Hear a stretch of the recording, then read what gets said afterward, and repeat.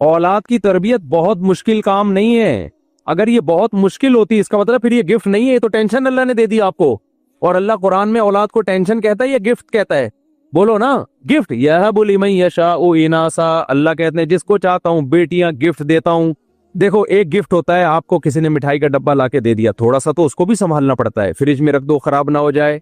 हर gift को थोड़ा सा तो संभालना। ये जो बच्चे बिगड़ते हैं ना, उनके अक्सर बिगड़ते हैं जो थोड़ा सा भी नहीं संभाल रहे होते। चर्सियों में बैठ रहे हैं, हीरोइन में बैठ रहे हैं, उनको फिक्र ही नहीं है, टाइम ही नहीं दे रहे बिल्कुल उनको, या बदतमीजी से उनसे बात करते हैं, उनके अखलाक खराब कर दिए। बाज दफा माँ बाप अपने बच्चों से भी कभी तमीज से बात नहीं कर रहे, तो हर दफा तंज वाला लहजा होता है, बिगाड़ते हैं बाकायदा। अब मुझे बताओ, मिठाई का डब्बा कोई गिफ्ट देके गया आपको, तो उसको थोड़ा सा तो संभालना पड़ेगा आपको यार। फ्रिज में रख दो, एक हफ्ते के अंदर अंदर खा लो, यही होगा ना। और जरा टाइम पे खाओ, ऐसा ना हो कि 6 लड्डू खा लिया आपने, एकदम शुगर हाई हो गई, ये पेट खराब हो गया, एक खा लो, 2 खा लो। हर गिफ्ट को थोड़ा सा संभालना पड़ता है, लेकिन बहुत ज्यादा संभालना पड़ जाए तो वो गिफ्ट नहीं रहता, वो टेंशन है। मिसाल की तरह मिठाई के बजाय कोई ग्रेनेड गिफ्ट में देके चला गया, डब्बा खोला तो 6 ग्रेनेड है, उसमें पिन निकली भी है, और कह रहे ये जरूरत पड़ने पे आपके काम आएगा। कभी दुश्मन से मुकाबला हुआ, आप कहोगे मेरे काम बाद में आएगा, ये मुझ पे पहले फटेगा, फौरन आप राब्ते कर रहे हो। कभी माहिरी ने ग्रेनेडी याद से, अबे भाई ये फट ना जाए, कोई बच्चा ना उठा के फेंक दे यार, क्या करना है, ये गिफ्ट है, ये तो अजाब बना दिया मेरे लिए। मिसाल के तौर पर और आसान, एक साहब मुझे बकरी का बच्चा गिफ्ट देके चले गए। बकरी का बच्चा तो थोड़ा सा बड़ा हो चुका था, मोशन लगे हुए हैं उसको, मैं उसको खिला रहा हूँ, वो क्या होती है ब्रोफ, वो नहीं होती यार, अबे वो मोशन की मशहूर दवा है, नाम फ्लेजिल। मैं उसको फ्लाइजिल खिला रहा हूँ, फिर एंटीबायोटिक खिला रहा हूँ, उसके दस्ती ठीक नहीं हो रहे, फिर 10 ठीक हुए तो पता चला लंगड़ा रहा है थोड़ा सा। फिर वो एक डॉक्टर को बुलाया, 2-4 दफा मैंने कहा भाई या तो किसी को गिफ्ट दे दे या इसको ज़बह करके खा जाओ। मैंने कहा अपने बच्चे पालना इतनी बड़ी टेंशन नहीं, जितना ये उस बेचारे की नीयत नहीं थी ऐसी, वो तो हमारे पास हो सकता है आके बीमार हो गया हो या पहले से बीमार हो, वल्लाहु आलम। लेकिन उस गिफ्ट को जो अब मैं उसके लिए ना मोटिवेशनल स्पीकर्स को सुन रहा हूँ कि एक्चुअली बच्चों बकरी के कैसे, मैं यूट्यूब पे सर्च भी कर रहा था कि बकरी के बच्चे को मोशन लगे तो क्या करना है। तो मैं फिर माहिरे जो डॉक्टर्स वहां से आए हैं उनसे मैं गाइडेंस ले रहा हूँ कि जी ये बच्चे में बीमारी हो जाए तो कैसे। इसका मतलब भाई ये बच्चा गिफ्ट नहीं है, ये अजाबे जान है, ये किसी ने अपनी टेंशन आपको पहनाई है। बाज़ दफा ये होता है कि गिफ्ट का लेबल होता है लेकिन टेंशन आपको बोलो पहनाई जा रही होती है। खैर मुफ्ती साहब को शौक है ये बिस्मिल्लाह ही अल्लाहू अकबर पढ़ के, तो अल्लाह ताला ने औलाद को गिफ्ट करार दिया है। क्या करार दिया है? इसकी तरबियत कोई बहुत रॉकेट साइंस की जरूरत नहीं है, वरना ये गिफ्ट नहीं है, ये अजाबे जान है। तभी तो इन लोगों ने रॉकेट साइंस रखा हुआ है उसकी तरबियत में ना, तभी इनके 2-2 होते हैं, 2-3 के, बहुत मुश्किल काम है उसको, बहुत ज्यादा मुश्किल है, तभी औलाद को बोझ भी समझते हैं। ऐसा बिल्कुल भी नहीं, चंद चीजें हैं बच्चे की तरबियत में, वो कर लो, फिर गालिब यही है कि इंशाल्लाह नेक बच्चा बनेगा। फिर भी बिगड़ जाए तो वो तो 100% तो भाई गारंटी किसी की भी नहीं होती। नूह अलैहिस्सलाम का बच्चा भी तो बिगड़ गया था ना। तो चंद चीजें हैं, वो चंद चीजें क्या है, बच्चे को बुरे माहौल में बैठने, बोलो अब बोल लो ना यार, उसकी दोस्तियां मत कर, और दोस्तियां ज्यादा खराब होती हैं स्कूलों में। बाज़ दफा अच्छे स्कूल में बच्चा बिगड़, याद रखो स्कूलों का सिस्टम ना होता ना तो सब नेक होते, ये तो मैं लिख के दे दूं आपको। स्कूल और कॉलेजेस अगर ना होते तो हम एजुकेशन हासिल करते ना करते, ठीक है एजुकेशन में भी, लेकिन नेक सब होते, ये ज़हन में रखना। हमारे स्कूलिंग सिस्टम और कॉलेज और यूनिवर्सिटियों का जो सिस्टम चल रहा है ना, वो सिस्टम नहीं है, वो सिस्टम है। तो बच्चों की तरबियत का मसला भी इतना ज्यादा उसको कॉम्प्लिकेटेड नहीं बनाए, वरना ये नेमत नहीं है, ये क्या, तभी तो इन सेकुलर लोगों के 2 दिन के एक्चुअली पालना बहुत मुश्किल, एक्चुअली सिर्फ बच्चे पैदा ही नहीं करने होते, एक्चुअली एक एक बच्चे को वो चाहिए, वो क्या कहते हैं, हमें तो वो भी नहीं पता क्या चाहिए इन बोतली। हर बच्चे को आपकी जो है ना तवज्जो चाहिए, तवज्जो, फिर इतनी फुल तवज्जो देके भी वो अजीब सा मम्मी डैडी सा बन रहा होता है। वो तवज्जो चाहिए, हम भी मानते हैं, लेकिन इसकी तवज्जो चाहिए, बताए जितनी माँ बाप की तवज्जो चाहिए उतनी ही बहन भाइयों की तवज्जो चाहिए उसको, जो कसरत से हो खेलने कूदने के लिए। बच्चे को अगर बहन भाई नहीं मिलेंगे, वो गली मोहल्ले के बच्चों के साथ खेल के सुधरेगा नहीं, बल्कि बिगड़ेगा, वो बिगड़ेगा। बहन भाइयों में अल्लाह ने ये जज्बा रखा है, खुद जितने बिगड़े हुए हो कभी भी नहीं चाहेंगे कि हमारे बहन भाई भी खराब हो जाएं। दोस्तों में अल्लाह ने ये जज्बा रखा है, अगर एक चर्स पीता है वो चाहेगा मेरा दोस्त भी चर्स पिए, ये फर्क है। और बच्चे को बच्चे तो चाहिए लाजमी, वरना वो मेंटली ग्रोथ नहीं कर पाएगा। अगर आप उसको बहन भाई नहीं देंगे आपस में खेल कूद के लिए, तो वो कहाँ दोस्तियां लगाएगा? वो मोहल्ले पड़ोसों में दोस्तियां लगाएगा, वो कजन भी खराब करते हैं। उनमें भी वो बात नहीं होती जो सगे बहन भाइयों में होती है। बाज दफा होमोसेक्सुअलिटी में कजन की वजह से लड़का मुब्तला हो जाता है। कजन खराब करता है अपने कजन को, क्योंकि महरम रिश्ता नहीं है। समझते हो कि नहीं समझते? फिर भी कजन बाहर से बहरहाल बेहतर होते हैं। कजन मैरिज क्यों जायज है? इसलिए कि नामहरम है वो। खुद लड़की अगर है तो उसको भी तो अपने कजन से बचाना होता है। बाज दफा वो उसको गलत इस्तेमाल कर सकता है। सबसे मुकद्दस रिश्ता है लड़के और बच्चे और बच्ची के लिए उसके बहन भाई, वही आपने शॉर्ट कर दिए। तो क्या बच्चे को बच्चे की जरूरत खत्म कर दोगे आप?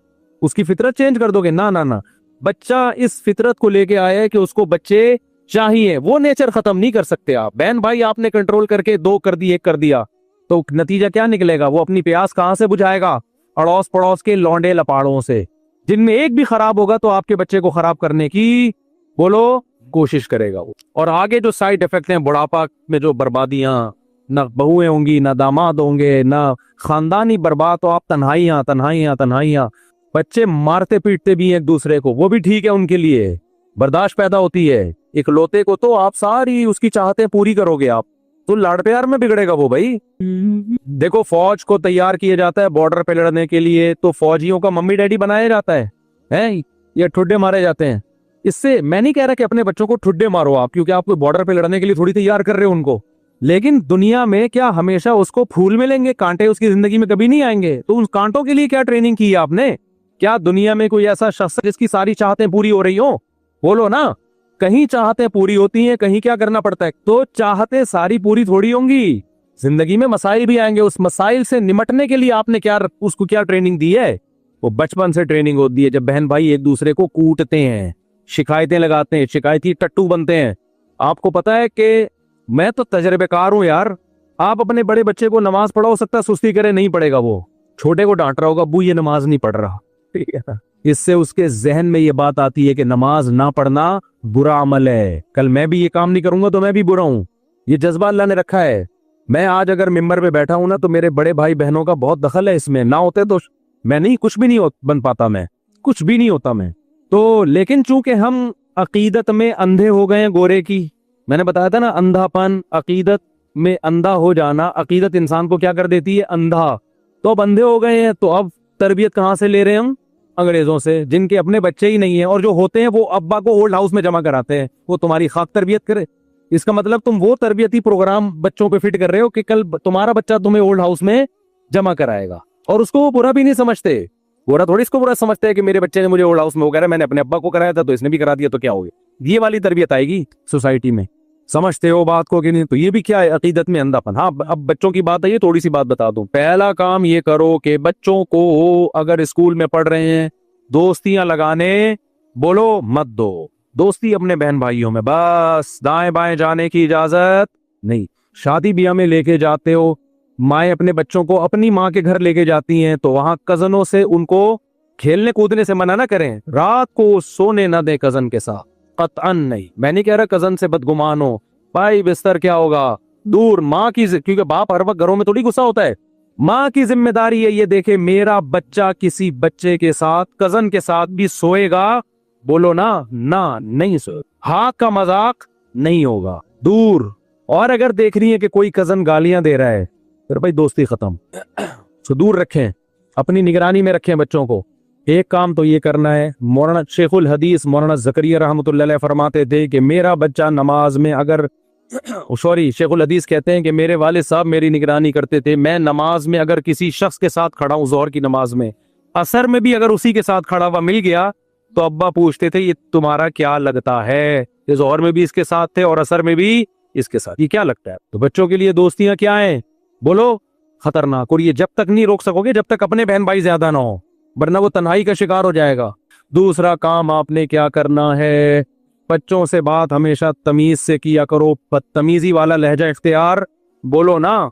बच्चों को आप अखलाक सिखाना चाहते हो, तो बद अखलाकी से बातचीत बच्चों के अखलाक को खराब कर देती है।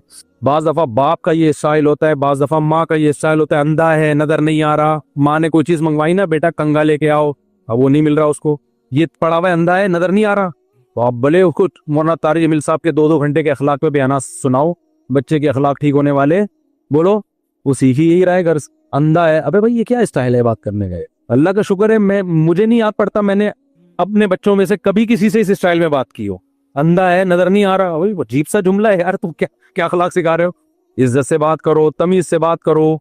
बेटा ये रखा हुआ देख लिया करो यार, थोड़ा हमारा भी टाइम बचाओ, अपना भी टाइम बचाओ। इस स्टाइल में बात करने में आपको क्या तकलीफ हो रही है? पहली बात, आपने खुद भी स्टाइल कहीं से सीखो। नहीं यारी बात, मेरा ख्याल है हर वक्त तंज, हर वक्त आने, ये किसी काम का नहीं है, ये कुछ भी नहीं कर सकता। ये कर रहे होते हैं माँ बाप। वो कहते हैं मैं ये कह ही नहीं सकता कुछ। उसको इस पे फख्र महसूस होना, इस जिल्लत थोड़े दिन तक महसूस होती है, उसके बाद महसूस होना खत्म। उसको आराम मोहब्बत दो यार। हाँ, उसमें एक लिमिट होनी चाहिए। लाड प्यार में ऐसा ना हो कि लिमिट को क्रॉस करना शुरू कर दे। तभी हदीस में आता है ला तरफा अन्हुम असाक, लाठी घर में लटकनी चाहिए।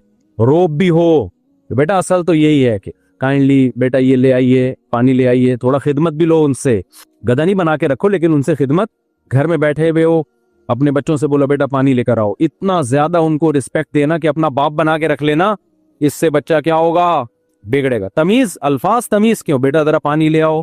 अबे पानी लाओ, ये स्टाइल होता है। ले तो फिर भी आएगा, खिदमत का जज्बा भी पैदा होगा, अखलाक की ऐसी की तैसी बगावत पैदा होगी उस।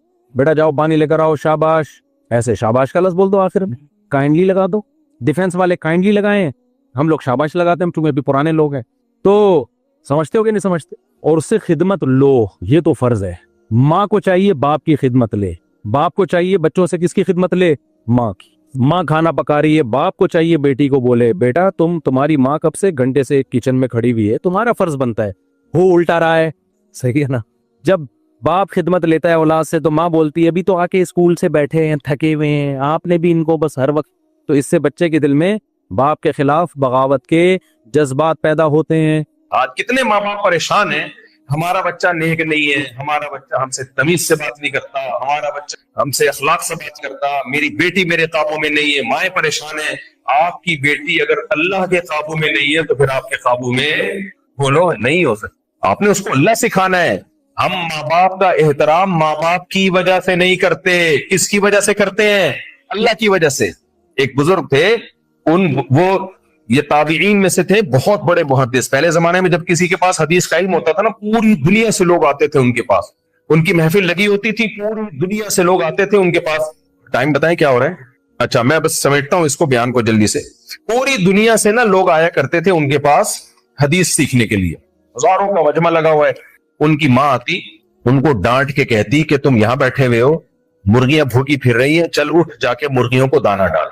वो अपना पूरा लेक्चर छोड़ते, बड़े बड़े मुहद्दिसीन बैठे हुए हैं, बड़े बड़े उलमा बैठे हुए हैं, वो लेक्चर छोड़ के जाके मुर्गियों को दाना डाल के आते और जहां से लेक्चर छोड़ा था वहीं से शुरू कर देते। एक दिन एक शागिर्द ने कहा कि हजरत इतने बड़े बड़े लोग आए हुए हैं आपके पास, मुर्गियां इनसे ज्यादा अहम है?